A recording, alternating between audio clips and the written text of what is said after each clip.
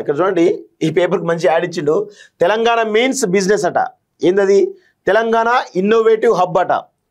మూసీ నది తీరానికి పునర్జీవం అట. మరి మూసీ నదికి సంబంధించినటువంటి ఏదైతే రివర్ డెవలప్మెంట్ ప్రాజెక్ట్ ఉందో అది ఎంతవరకు పోతా ఉంది?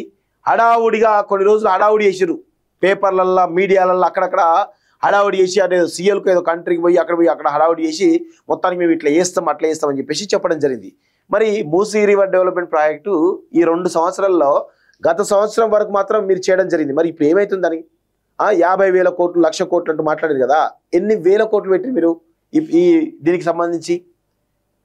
అంటే ఇదంతా చెప్పుకోవడానికి మాత్రమే తప్ప కనీసం ఒక డెవలప్మెంట్ ప్రాజెక్ట్ ముందుకెళ్తలేదు. అందరూ గుర్తుపెట్టుకోవాలి.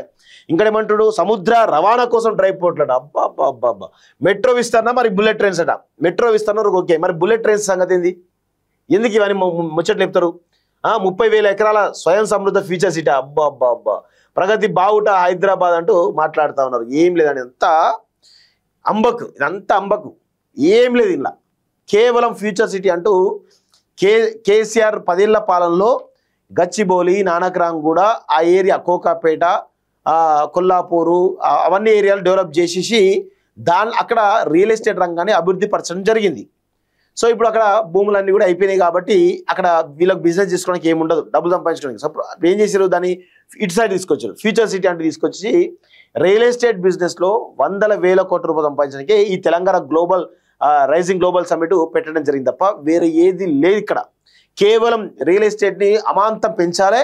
అక్కడ ఆల్రెడీ భూములు కొనుక్కొని ఉంటారు, 1000 ఎకరాల భూములు కొనుక్కొని ఉంటారు. ఆ 1000 ఎకరాల భూములు అమ్మడం ద్వారా వేల లక్షల కోట్ల రూపాయలు వస్తాయి. ఇదే తంతు వీళ్ళది, ఇంత తప్ప వేరే ఏది కనబడుతుంది ఇక్కడ. సో దేశాభివృద్ధి ఇప్పుడు తెలంగాణలో తన వేగాన్ని చూసుకొని ముసిపోతుందట.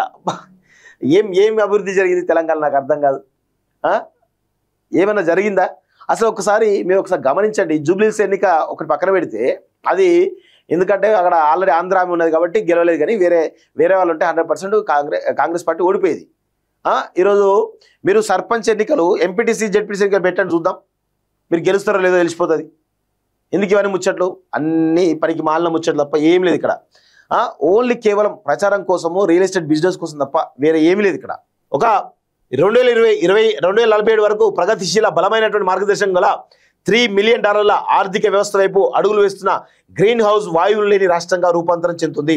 సంస్కరణల పునాదుల ఆధారంగా పారిశ్రామిక కేంద్రంగా మారుతూ భారీ స్థాయి పెట్టుబడులకు నిలయంగా నిలుస్తుంది. తెలంగాణ రైజింగ్ గ్లోబల్ సమ్మిట్ దీన్నే ప్రతిఫలిస్తుంది. 2 ఏళ్ల సమర్థవంతమైనటువంటి పాలన విజన్ 2047 ద్వారా చక్కని భవిష్యత్ ముఖ చిత్రాన్ని ఆవిష్కరిస్తున్నట్టు చూస్తా ఉన్నాం.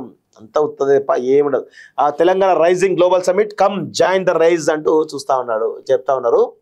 ఏం రైజో ఏమో, అది ఓన్లీ రేవంత్ రైజ్ కాడ తప్ప దేనికి పనికి వస్తలేదు.